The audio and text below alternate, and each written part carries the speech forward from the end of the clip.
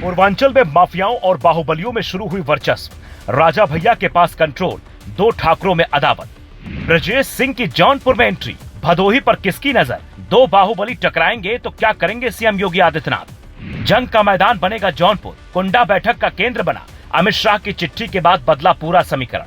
अगर सभी ताकतवर एक ही जगह जुट जाएं, तो जरूरी नहीं वहां बहुत देर तक खामोशी रखी जाए। बीजेपी में कुछ ऐसा ही चल रहा है जो योगी आदित्यनाथ के लिए चुनौती बन सकता है।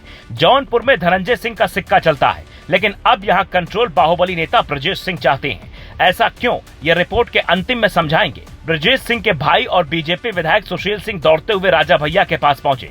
धनंजय सिंह की पत्नी श्रीकला रेड्डी फिलहाल बीजेपी की सीट से जिला पंचायत सदस्य हैं। धनंजय सिंह की बीजेपी में अच्छी पकड़ है। जौनपुर में बीजेपी को 2022 में बुरी हार का सामना करना पड़ा। लोकसभा चुनाव में भी लोकसभा की दोनों सीटें भी बीजेपी हार गई। खुद अपने कई चुनाव धनंजय सिंह हारते रहे। इसीलिए अब चंदौली और वाराणसी की राजनीति छोड़कर ब्रजेश सिंह के जौनपुर में पहुंचने की कहानी शुरू होती है। राजा भैया न्यूट्रल हैं, क्योंकि वो योगी आदित्यनाथ के बेहद करीबी हैं। यूपी में पहले भी बाहुबलियों की बैठक होती रही है, जिसमें राजा भैया की भूमिका बड़ी रही थी। इस बार फिर क्या ऐसा ही होने वाला है? ब्रजेश सिंह को कुछ दिनों पहले ही अमित शाह ने एक चिट्ठी भेजी थी, जिससे साफ समझ में आता है कि ब्रजेश सिंह का कद पार्टी में बढ़ रहा है। इसके पीछे की जो वजह है वो वाराणसी की लोकसभा सीट हो सकती है। वाराणसी पर कंट्रोल राजनीतिक तौर पर कई सालों से ब्रजेश सिंह का ही है।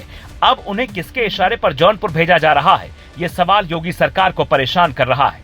पंचायत चुनाव को लेकर ही पूर्वांचल के दो बाहुबली वर्चस्व की आग से खेल रहे हैं, जिसमें धनंजय सिंह और ब्रजेश सिंह आमने सामने आ सकते हैं। ये अदावत पंचायत चुनाव को लेकर है। विधानसभा चुनाव से पहले अगर पंचायत चुनाव हो जाए तो बीजेपी के लिए अदावत मुश्किलें पैदा कर सकती है। धनंजय सिंह मीडिया में कह चुके हैं कि उन्हें कोई डराए नहीं, वो डरेंगे नहीं, यानी खुलकर संघर्ष की पूरी संभावना है। इतिहास में जाकर देखने पर पता चलता है कि दूसरे के गढ़ में वर्चस्व जमाना कोई नया पैतरा नहीं होता। विजय मिश्रा आज जेल में है। उनकी खाली जमीन पर पूर्वांचल के कई बाहुबलियों ने नजर डाली, लेकिन अभी तक कोई कामयाब नहीं हो पाया। ब्रजेश सिंह ने पिछले पंचायत चुनाव में हर कोशिश की थी। वो चाहते थे कि भदोही से जिला पंचायत अध्यक्ष की सीट अपने बेटे को दिलाएं, लेकिन ऐसा नहीं हुआ। अब वो जौनपुर पर नजर लगाएं, जबकि जौनपुर में खुद धनंजय सिंह की पत्नी फिलहाल जिला पंचायत अध्यक्ष हैं। योगी आदित्यनाथ का सख्त अल्टीमेटम है, कोई गैंगवार नहीं कर सकता है, कोई सियासी जमीन के लिए हथियारों को यूपी में नहीं लहरा सकता है। हालांकि ये वो बाहुबली है जिन्हें ज्यादा देर तक रोक कर रखना इतना आसान नहीं होने वाला।